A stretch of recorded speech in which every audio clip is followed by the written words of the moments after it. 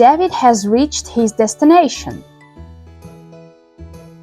His train has arrived and he's getting off. David takes a taxi. He's riding in it and looking out of the window. It's dark outside, but he can enjoy the view of local sights, buildings, and so on. The taxi pulls over near the hotel.